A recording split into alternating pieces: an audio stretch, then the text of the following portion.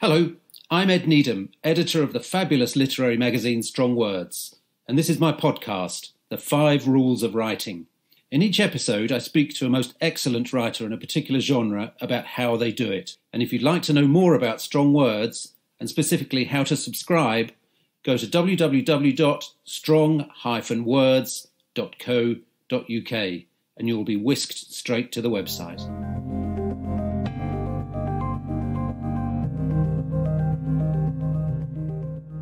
Hello and welcome to the 5 Rules of Writing, brought to you by Strong Words magazine. Now, this is a podcast where I talk to writers about the 5 things they know to be true about writing, whatever it is that they write for a living.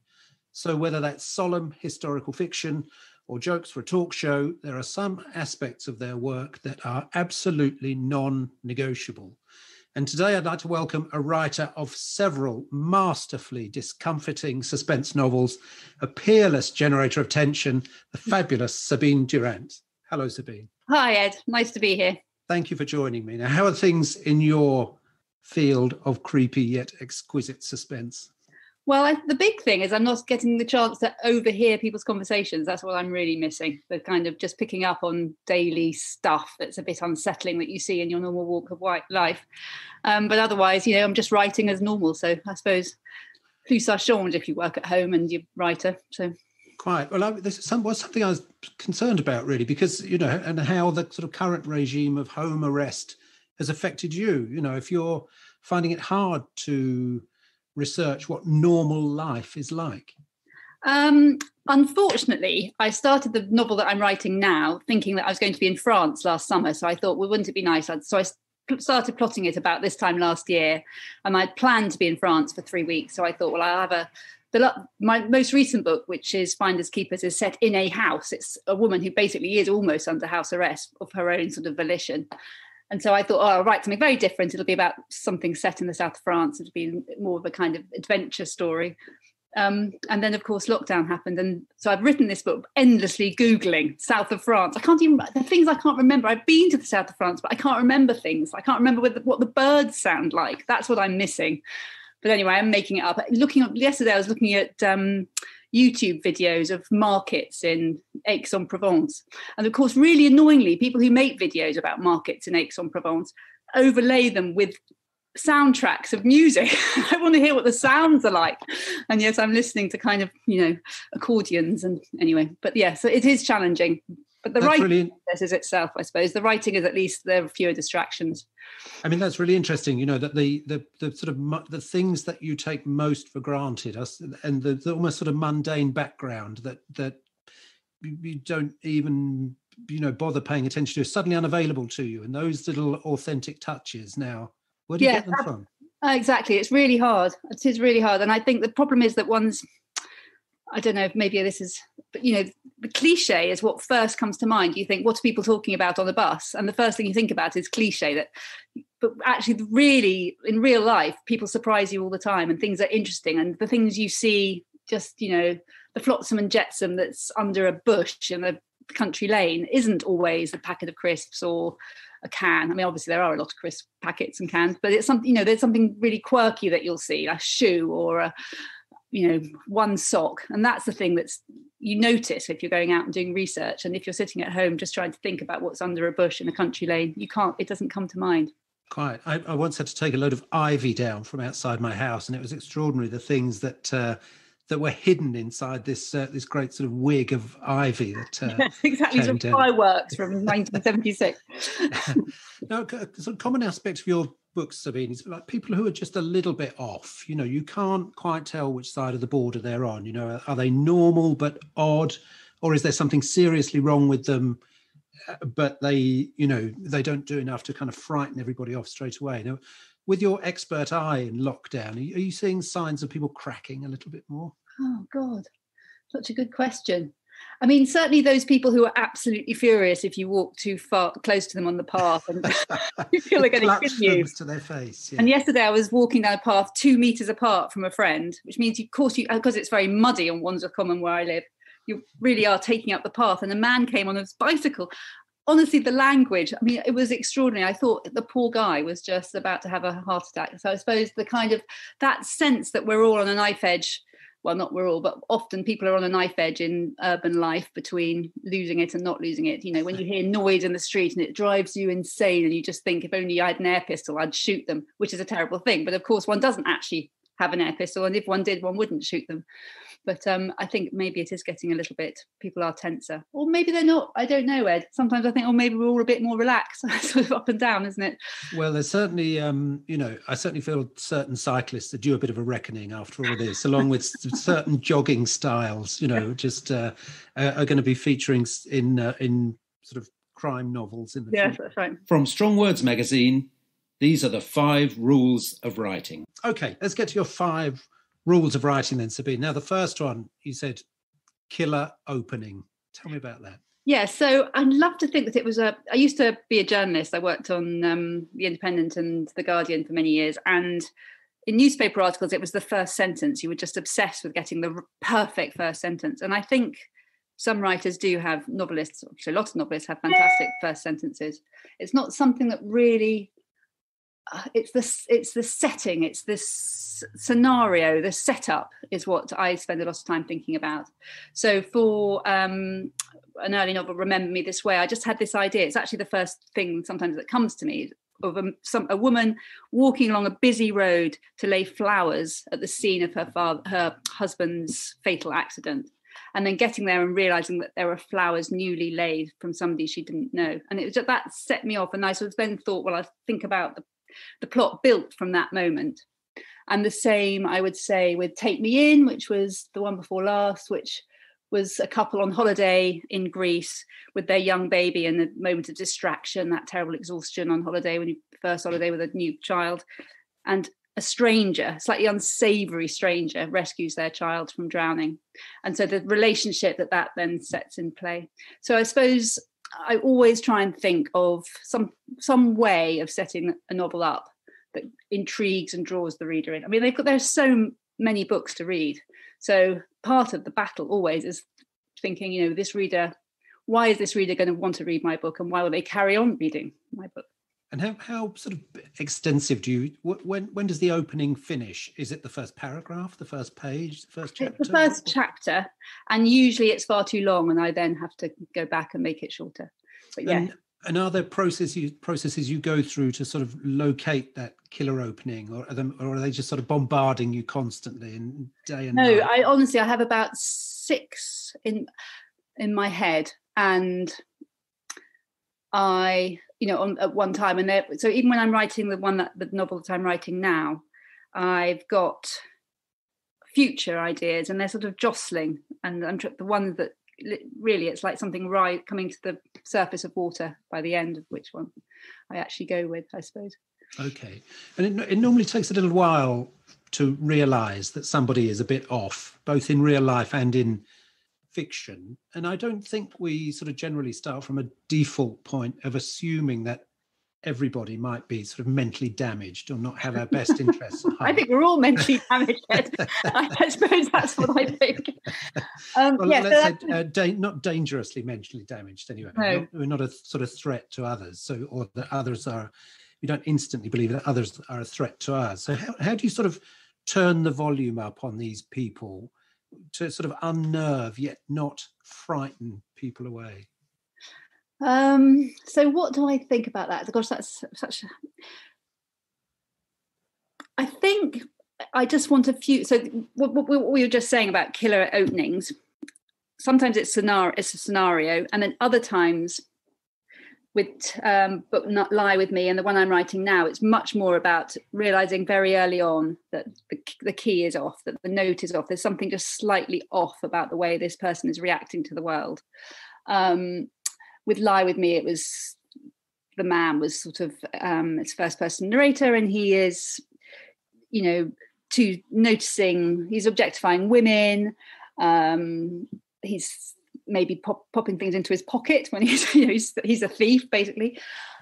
How do I? Oh God, it's really. I mean, it's about keeping the reader invested in the character. So while knowing that it's a balancing act between finding things that aren't quite right, that aren't quite what we would say neurotypically normal or socially acceptable behavior, with also qualities that are engaging. Otherwise, so even if you think about Ripley, Patricia Highsmith's character, he's a psychopathic killer, and yet he cares about animals. I know that's terrible, isn't it? That psychopaths often do. Hitler would love dogs, but I think the character in Lie With Me, he's actually basically quite kind, and he has a sense of humor, and also increasingly has self-knowledge.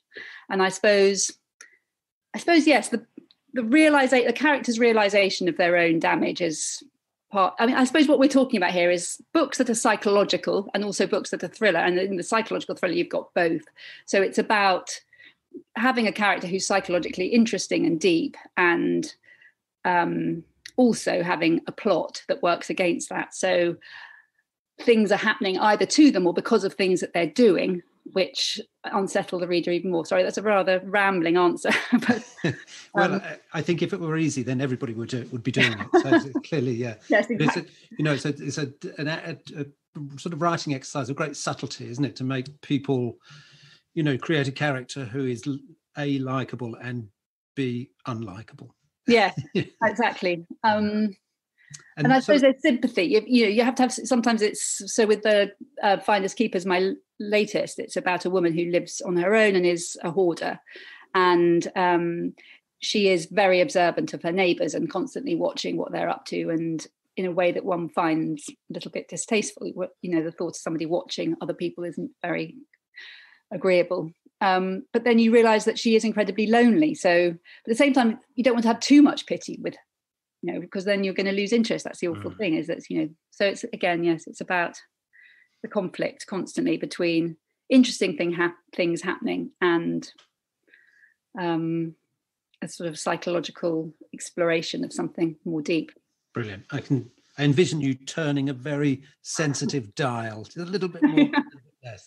Okay, so your second rule of writing was you said, for me, the key is an unreliable narrator. Yeah, so that's back really to what we've just been talking about. It's so there's the whole that's enjoyably unsettling for the reader, but also I suppose with thrillers, what you're doing is it's a puzzle. So the reader and the writer are engaged in a sort of puzzle together, and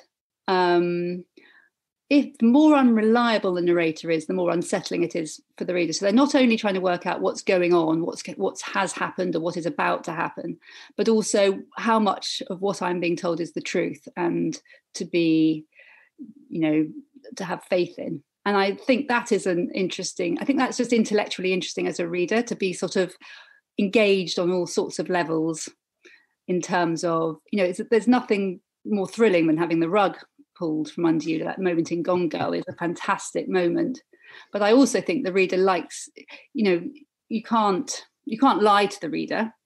You can lie to the reader, but you can only lie directly. You can't. You can indirectly. So if the character is lying, they can't lie to the reader. They can lie to somebody else in the novel. That's one of my rules, I suppose. Right. So it's a sort of, I like a reader to be sort of slightly one step ahead constantly. So they sort of think that they're one step ahead. And I can't, so I suppose that's one of the things I think about an unreliable narrator, is it's adding layers of intrigue, which make an enjoyable read. Right. You also described this most ingenious technique where you say you used to think, as I wrote, what would I do now? And the revelation was when you realized what you actually had to do was, what would my character do now? Where did that? Yeah, so I think that's really just about the more I wrote. So that makes, in terms of writing, that's made my life so much easier, because yes, I did initially, I suppose, the early books that I wrote were women's fiction, and I was writing about women's experience, and I was constantly thinking, how would I feel in this situation? Would I be sad? Would I be angry? But now I think of, once I've got a character, it's a bit like acting. So I feel like and sort of donning their clothes. And then once you've donned their clothes, not only does the language become so much simpler because they're going to be talking about things in a certain way and describing things in a certain way, but also noticing things in a certain way. But also then their reactions, it becomes much more, there's so much choice if you start a book. You could write about anything. And so it is about as a writer, it's about limiting your own choices, I think. Mm-hmm. Making things, so and sorry, go ahead. Yeah, just so that the most recent character, the narrator Verity in Finders Keepers, she works for the OUD. She's a OED. She's a dictionary, a lexicographer, and therefore she's interested in language. So her language is much richer than, say, my current character who didn't go to school. So that makes the writing much simpler. And right. And obviously the goal of all this is to kind of build tension to a degree. And this just seems like the most elusive ingredient, tension. How do you sort of know when you need a little bit more? Or how do you sort of add this tiny seasoning in? Quite often that's in the editing process. So a lot of what I'm I'm writing a first draft now, and it really is sort of, I was saying yesterday I had a sort of an okay day writing, but I have to write 1,000 words every day. That's my sort of target I set myself. And my daughter said, "Oh, so you had a good day? You wrote your 1,000 words quite quickly." And I said, "Yeah, but lots of them were." And then I went upstairs and I made myself a cup of tea. But basically that is to get the plot going. And then when I go back, although on very good days, if I'm writing a scene, then I'm totally absorbed in it and the writing flows. And I think the more tense, books don't just have tense scene after tense scene after tense scene. A lot of it is about the balance between tension and calm periods. It's that sort of, oh gosh, dun dun dun dun, what's coming out of the water. And so I suppose it's only when when I'm rereading a novel I can tell when things need to be calmed down in order to be hyped up in the next scene. But that comes in the rewrite, I think. Okay. Okay, so we're coming on to rule 3 now, and you've kind of already sort of alluded to this a little bit, but you said number 3 is kill your babies. Stephen King's big tip: cut, cut, cut. Yeah, I do think it's about, Stephen King said writing is refined thinking. It's not about, our own thoughts are filled with this and that and whatever, and going, like I'm talking now, I'm going off on different tangents. But when you're actually writing, you have to just boil it down. And I quite often find, this is more about the editing process, that I'm cutting whole sections. And when I'm writing them first draft, I can't bear to, because every word is part of my 1,000 word target. And when I've written my 1,000 words, I can stop doing it and do something else. But in the editing, I'm completely ruthless and can cut 2,000, 3,000 words a day without thinking about it. Okay. And they are things that it's when you've got, I think the whole thing about the Stephen King thing is that it's the language. It doesn't matter how good the words are a lot of the time, as long as they're engaging the reader. And so sometimes you just are loving your description and you just need to cut it. And how long would you expect 1,000 words to take you? How much of your day does that normally use up? If there's dialogue, it can be 2 hours. If there's non-dialogue, then sometimes the whole day, sometimes, but I make myself do it. So I might have to stop to have supper, and, when the children were little, help them with homework and things, but I then have to go back and do it before I went to bed. Okay. Really, honestly, to be honest, when I'm on my first draft, I just don't care what the words are like. I just have to get those 1,000 words down. And if I can do it in half an hour, I do it in half an hour. I just would. There's just something I just can't get the words out. But all I want to do is get it out the way. It's terrible. Just about getting it done. It's a weirdly lazy, but also sort of paranoid. It's a strange sort of thing. And then when I'm in the next stage, which is the editing process, I look back at that writing stage and think, gosh, you had it so lucky. It was so good then, because all you had to do was write your 1,000 words. Yes, few writers enjoy writing. You also mentioned this thing when you were talking about this Stephen King's tip. You say Lee Child is fantastic on this, scanning for danger. What do you mean by scanning for danger? Oh, so I can't remember what it's called, but I'm just reading The Firstly Child on my Kindle. I've read quite a few over the years. I think he's fantastic, actually. And but this first one begins with a guy in a diner, and he is on edge, and you can just tell that he's on edge because everything that all his description, it is quite descriptive. He is describing the diner, so you get the sense of where he is. He's totally placed, but the descriptions are really just about what people. In case of danger. So and that's the rest of the book is like that too. Everywhere he goes, and I think that character, Reacher, he's always on edge, isn't he? There are terrible things always happening in his surroundings. And so the world is viewed through his lens, and his lens is one that is constantly checking for his own safety or the safety of the people around him. So it's like being with a kind of cop on the, I don't know, steps of the White House. It's a sort of, just picking things up constantly. Right.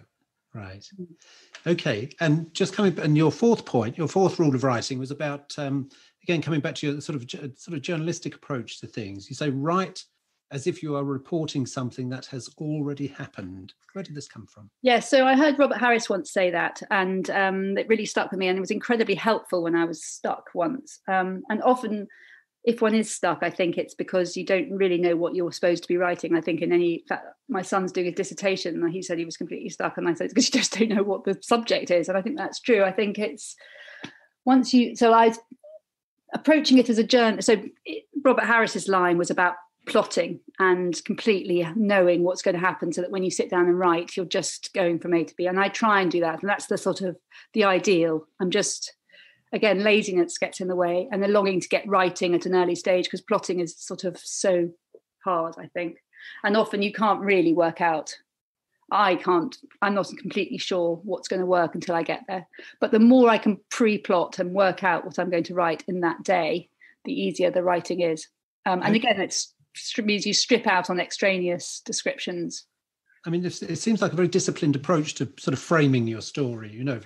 Because as you mentioned, the journalistic approach is sort of all verifiable facts, written in the order of significance, with a great sort of first line and everything. But it's all quite dry, isn't it, and factual, and the sort of almost a list of details with appropriate quotes. How do you kind of then bring this to life? This, because I guess other people would, they're you kind of think, if you're so severe on what information is permitted past your bouncers, it leaves you with kind of a bit less to work with, perhaps. Yeah, but then you've got a very good story. So it's not like you're writing about, something dry and uninteresting. You've got this fantastic story that you've already decided that you want to write. So the bare bones in itself are interesting. I suppose that's how you get past that. You have to, that leads on to this terrible thing of lack of confidence in everything. So if you're creating every single thing, every character, every situation, there are, of course, moments when you're thinking, this is all completely hopeless, and where does this all come from? What madness is here? Whose head is this? That's universal, though, isn't it? Yeah, everybody who writes a book goes through that dark night of self-criticism. Yes. So I suppose, again, if you've got the character, you're writing about this, it's something that's already happened, but you're also in the head of somebody else describing it. So you've got that kind of psychodrama going on. And you've usually got a murder or two, Ed. It's not that boring. Do you only give yourself permission to sort of start once you've got enough of a plot to work with? Yes. The second novel, Remember Me This Way, which starts with that woman finding the flowers, I really just started with that. And she then decides that her husband might not be dead. But I started that. I found that book incredibly hard. It was very much a difficult second thriller. And I think my problem all along was that I didn't really work out. Before I started writing, I didn't really know what was happening. And quite often I really changed the ending. I'm completely convinced the whole book is set towards one particular ending. And then right at the end, it sort of seems somehow wrong, and I change it. So you changed the twist. Yeah, sometimes completely. 100. That's crazy talk. I know. Now, okay, so now rule 5, I think, is really inspired. I've not heard anyone say this before, but you say surprise yourself, read it fresh. Can you explain that? Yeah, so this feels rather confessional because I feel it's slightly embarrassingly odd, and I don't know if other people do it, but once you've written something that, it's from your own head, and you all writers, I suppose, but, you're constantly trying to see it objectively, constantly trying to work out whether it works or it doesn't work. And I print out lots, endlessly print out bits, and I change the typeface of things that I'm writing, and I create new files, and I put a paragraph in a new file, and I suddenly make it into sort of crazy cartoon script to try and read it objectively.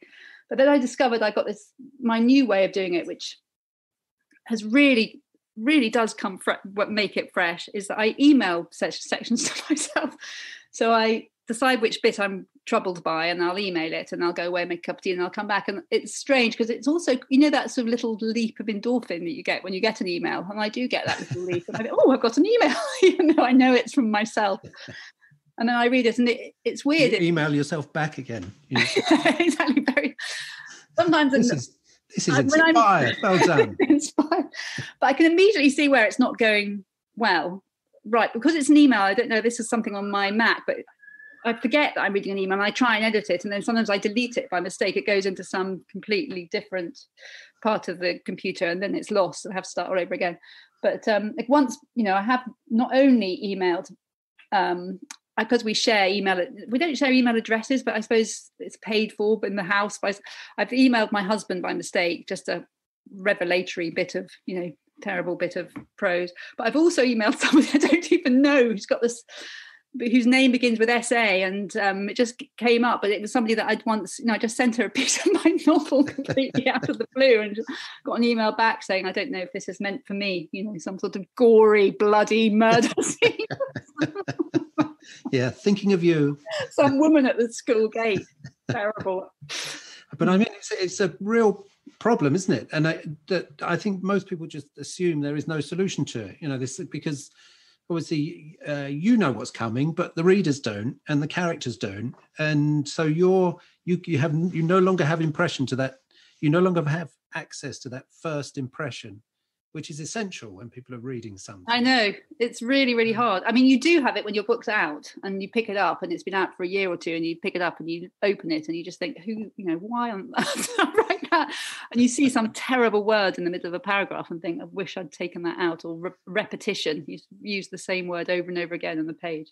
Is that your default response then to picking up your lovely book in a bookshop? Yeah, isn't that awful? Yeah. Go to self-flagellation rather than absolutely. Yeah. I'm quite proud of this. No, that's true. Self-flagellation is basically the secret of everything.